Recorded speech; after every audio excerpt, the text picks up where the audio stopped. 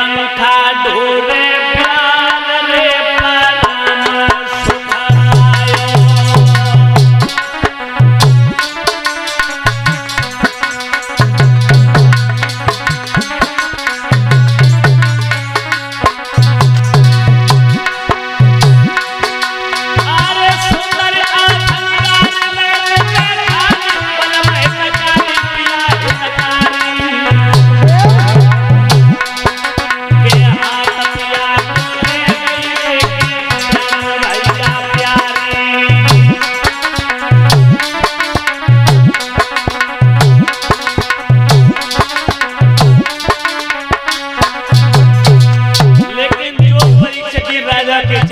देखा, रानी की धड़कनें बढ़ गई।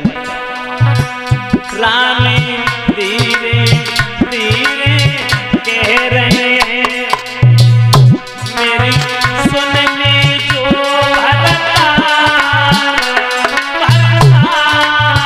रानी धीरे धीरे कह रहे हैं।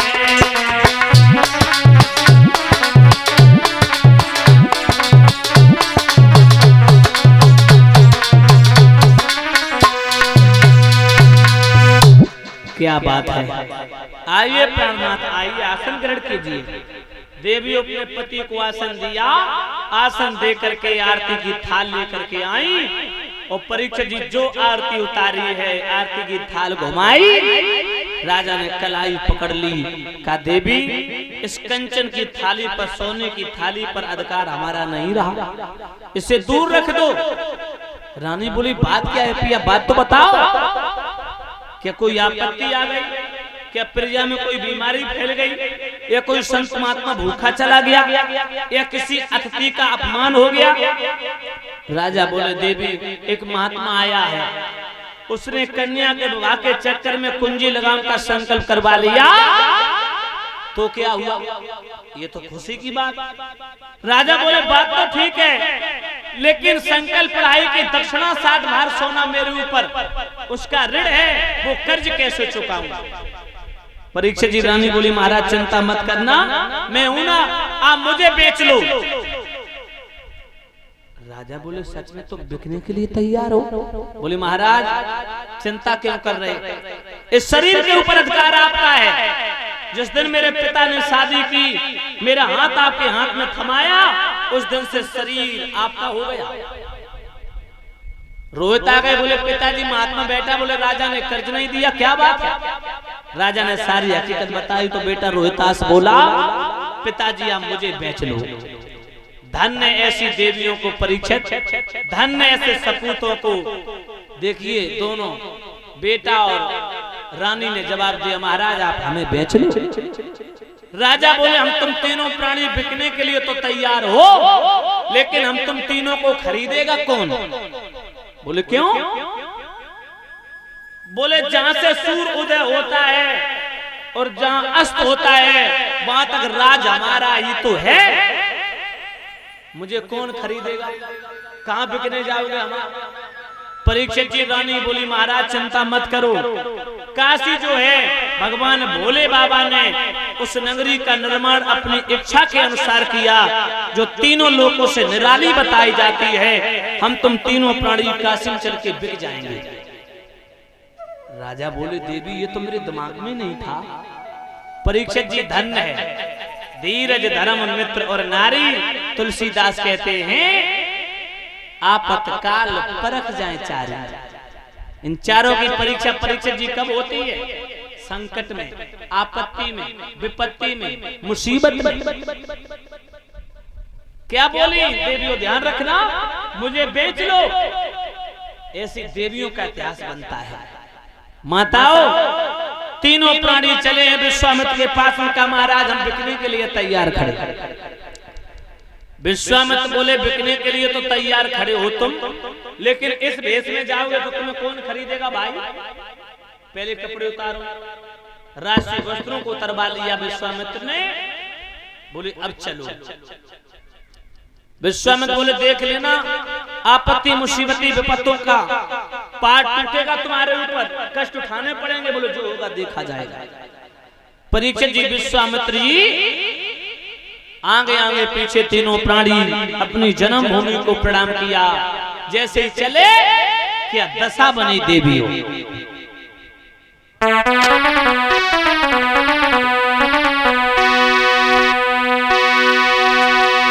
कि रानी को सब श्रृंगार छुटो, केवल एक साड़ी मोटी है, राजा पे केवल धोती है, रोहित पे एक लंगोटी है।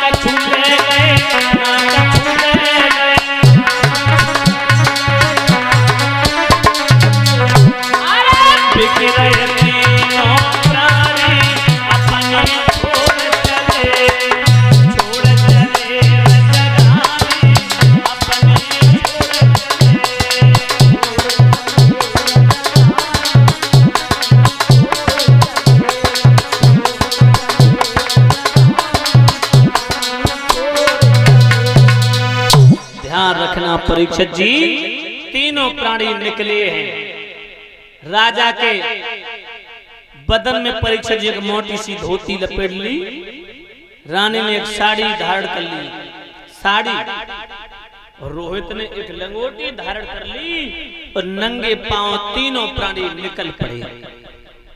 परीक्षित जी चलते जा रहे हैं, आगे आगे विश्वामित्र पीछे पीछे तीनों प्राणी।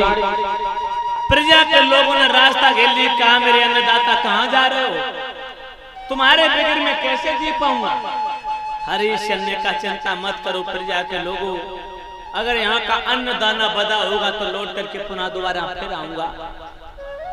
परीक्षित जी 2 दिन 2 रात्रि का समय निकल गया। चलते चलते घुटनों तक सूजन आ गई माताओं, पैरों में कांटे कंकड़ पत्थर चुभ गए, बदन काला पड़ गया। वही रानी परीक्षित जी कभी महलों से नीचे कदम नहीं रखा, आज नंगे पांव, जेठ का महीना है, ऊपर से सूर्य की किरणें, नीचे से पृथ्वी तप रही है। वही बेटा जो कभी गोदी से नीचे न उतरा हो देवी, वही हरिश्चंद्र जो हजारों लोगों की समस्याओं को सुलझाया करते थे, आज स्वयं समस्या में उलझ गए। परीक्षित जी चलते जा रहे हैं, 2 दिन 2 रात्रि का समय निकल गया। बेटा रोहित के घुटनों तक सूजन आ गई, बदन काला पड़ गया, और देवियों 2 दिन 2 रात्रि का समय